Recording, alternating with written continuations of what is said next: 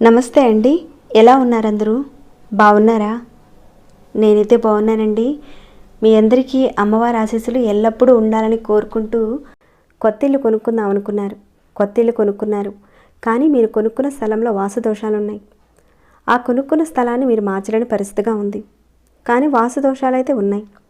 ఆ వాస్తు దోషాలు తొలగించుకోవడానికి పెద్ద పెద్ద పూజలు, యజ్ఞ యాగాదులు ఇలాంటివి చేయలేమండి, మాకంత స్తోమత లేదండి ఇలా అనేవారు ఎవరైనా మీలో ఉంటే చాలా సింపుల్గా చేసుకుని అంతే ఫలితాన్ని ఇచ్చే ఒక పరిహారాన్ని అయితే ఈ వీడియోలో చెప్పబోతున్నానండి.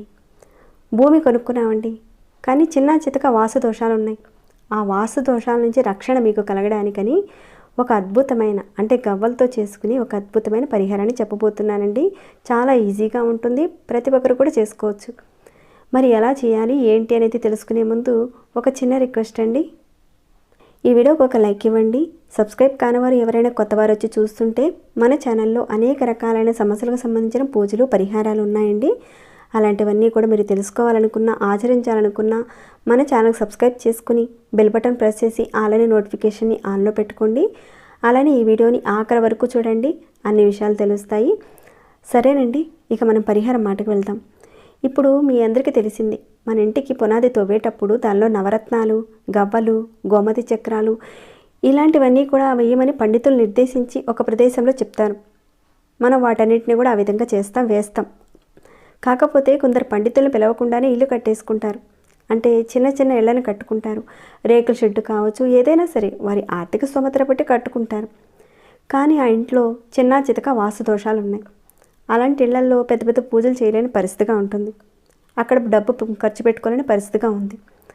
అలాంటి వారైనా సరే మునుముందు రోజుల్లో ఎలాంటి సమస్యలు మీకు రాకుండా ఉండడానికి చిన్న పరిహారాన్ని ప్రయత్నం చేయండి. మీ ఇంట్లో మీ కుటుంబంలో ప్రతిరోజు మీరు కానీ, లేదా మీ హస్బెండ్ కానీ, లేదా మీ అత్తగారు కానీ, మీ మామగారు కానీ ఎవరైతే డైలీ పూజ చేస్తారో వాళ్ళు ఈ పరిహారాన్ని చేయాలండి. ఇక పరిహారానికి కావాల్సిన పదార్థాలంటూ ఇక్కడ చెప్తాను. ఈ పరిహారానికి ఒక 11 లక్ష్మీ గవ్వలు అవసరం ఉంటాయి.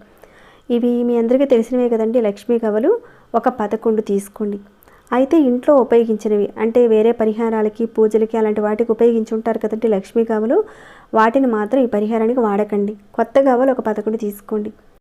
మీరు ఎప్పుడైతే పరిహారం చేయాలనుకున్నారో, ఇంటికి సంబంధించి పూజ చేయాలనుకున్నారు కదండి, ఆ సమయంలో మీరు ఒక 11 గవ్వలు తీసుకోండి.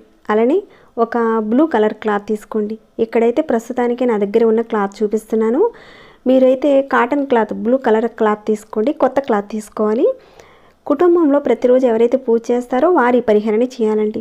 మీరు ఒక 11 గవ్వలు తీసుకోండి. ఎప్పుడైతే పరిహారం చేయాలనుకుంటున్నారో, అలానే ఇంటికి సంబంధించి పూజ చేయాలనుకుంటున్నారు కదా, ఆ సమయంలో మీరు మీ ఇల్లు కట్టే స్థలంలో, మీ స్థలంలో ఈశాన్య భాగంలో, ఇక్కడ తూర్పు, ఉత్తర ఆ కార్నర్ని ఈశాన్య భాగం అంటారండి. ముందైతే ఈ 11 గవ్వల్ని ఈ బ్లూ కలర్ క్లాత్లో పెట్టేసి చక్కగా మూటగా కట్టేయండి. ఈ గవ్వల మూటని మీరు పూజ చేసే భాగం ఏదైతే ఉందో ఆ ఈశాన్య భాగంలో కాస్త మీరు మట్టి తీసి ఈ మూటని ఆ మట్టిలో పెట్టేసి కప్పేసేయండి.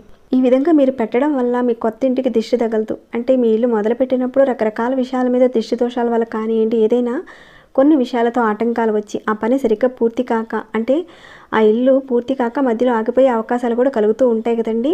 అలాంటి ఇబ్బందులు రాకుండా మీ ఇంటి నిర్మాణం పూర్తిగా చక్కగా సక్రమంగా అయ్యేలా చేస్తుంది ఈ పరిహారం.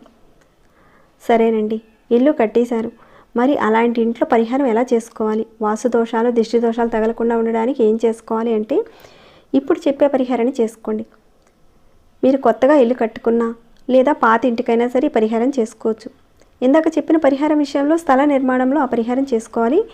ఈ పరిహారం విషయంలో మీరు ఒక 11 లక్ష్మీ గవ్వలు తీసుకోండి. అలానే ఒక 5 పసుపు కొమ్మలు తీసుకోండి.